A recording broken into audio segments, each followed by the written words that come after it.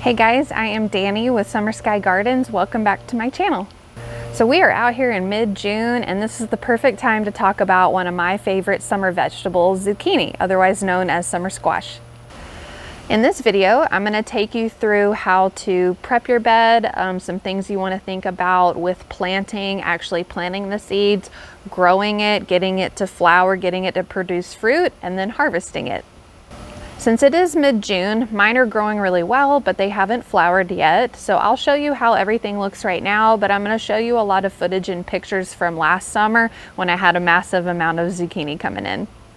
As always, if you like this video, give me a big thumbs up and consider subscribing so that I can see you here every time with me. And if you want more day-to-day inspiration, be sure to check me out on Instagram at Skye Gardens. All right, so first thing that you want to think about is where you're going to grow your zucchini. First of all, zucchini get really big, so they're not going to do terribly great in a pot. I've tried. They're going to do really well in some kind of raised bed situation. You need to have a lot of room for them to grow out, and if you're going to plant them with anything, it needs to be something that doesn't mind a little bit of shade. Like its name, zucchini loves the summer. It loves the heat. So the perfect time to plant this is when your soil temperature has gotten to be at least 70 degrees Fahrenheit and when the outside temperature is between 70 and 95 degrees Fahrenheit. I live in the greater Houston area, which is zone 9A. So here we are going to plant this between April and May for a summer crop, and then perhaps again in July and August for a fall crop. As for how many plants you might want to grow, just an example, for my family of 4, last year I planted a whole 4x3 bed full of zucchini. It was way too much. I had 6 plants spaced out and it produced way too much zucchini, so I was just giving it away all summer. This year I decided to just plant 2 plants. I am companion planting them with my green beans. The beans put nitrogen into the soil, which will then feed the zucchini. The green beans won't mind a little bit of shade, so I think it's going to work out really well. I also have the zucchini on the end of the bed, so it can kind of fan out into the lawn, and that also won't be a big deal. When thinking about your site, just know that zucchini need a lot of sun, a lot of water, and they're heavy feeders. So first of all, they need a lot of sun, so you want to pick a spot that's going to get at least 6 to 8 hours of sun.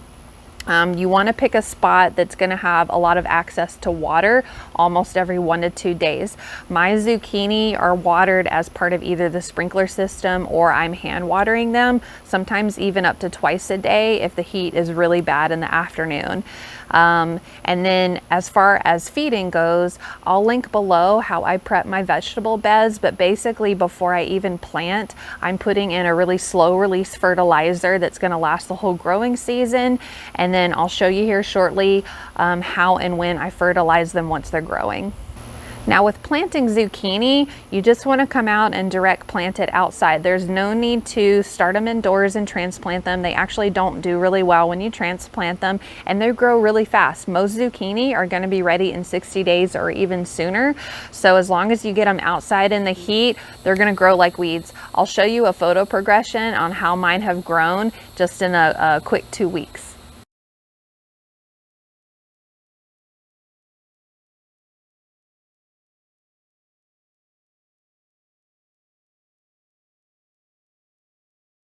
All right, enough chatter.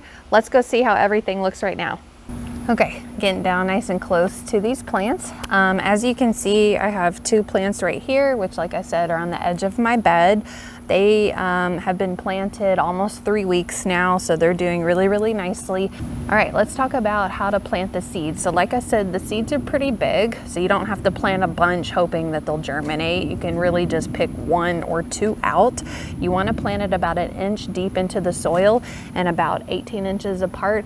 I tend to space mine just a little bit closer because I don't have a ton of growing room, but the more space you can give them, the better, just because like I said, they get really big and bushy and fan out. Now when talking about fertilizing, you're going to want to fertilize them once they have sprouted and once they have flowered. You can use a granular or a liquid fertilizer. I prefer to use a general tomato vegetable fertilizer like Job's Organic. This is a granular feed, so I'll come in and sprinkle it around the base of the plant, like I said, once the seedlings emerge, and then again when it flowers. Now, if you're coming out here and checking on your plants and you see that the leaves are getting kind of wilted, maybe starting to turn yellow, then you know you need to hit them with a fast release fertilizer, which for most plants is going to be some sort of fish emulsion. I prefer Ocean Harvest. It's a liquid feed, it's rapid release, so you just put that down in the soil. You can even foliar feed the plant itself, and that'll kind of pep them right back up. Now, as for pests, really the main pests that you'll see, especially here in the South, especially if you do a summer planting, is a squash vine borer.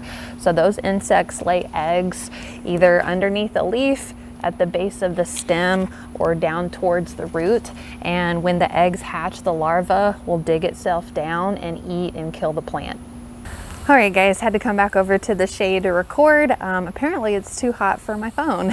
So anyways, I was talking to y'all about the major pest of zucchini, which here in the South, especially if you're gonna do a summer planting, is the squash vine borer. So these insects will come by and lay eggs at the base of the plant or the base of the stem. And when the larvae hatch, they're going to burrow and eat into the stem and the plant, a lot of times killing the plant. There's not a lot of things you can do to prevent this or to kill them once they're there, especially if you're growing organically like me. Even some insecticides and chemicals that you can use will kill a lot of beneficial insects, so most people prefer not to do that. The hope is that you can get your zucchini growing early and big and bushy enough that if some of the stems die, it's not a big deal, or that you get plenty of fruit before the actual plant dies. Now, once you've got your plant growing, it's going to start to flower.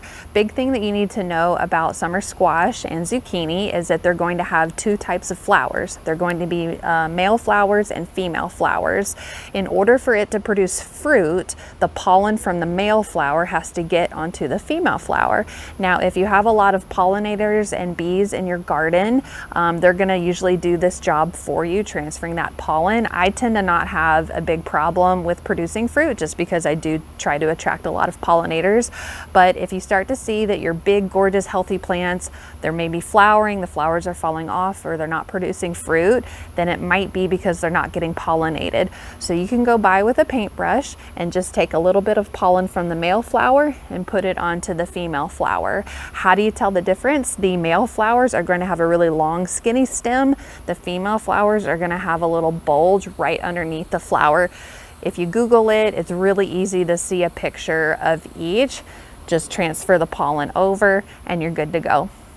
Now, with harvesting zucchini, you can pick it anywhere from 4 inches to 8 inches. I have found that they taste better when they're on the smaller side. If they get really, really big, it looks really impressive, but the flavor is kind of bland. So I try to pick mine when they're 4 to 6 inches, and you'll find that you get a pretty stronger flavor. All right, so I showed you how mine look right now. Let's take a look at some footage and some pictures from last year.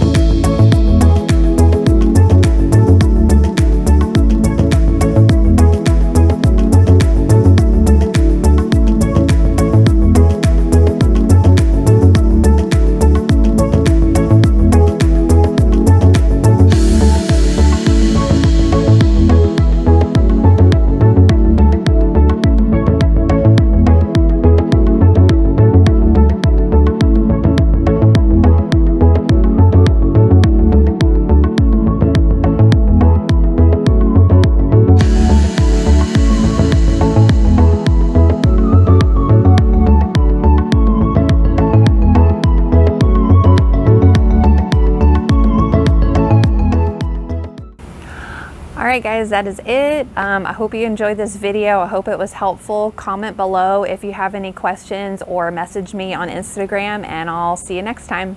Bye.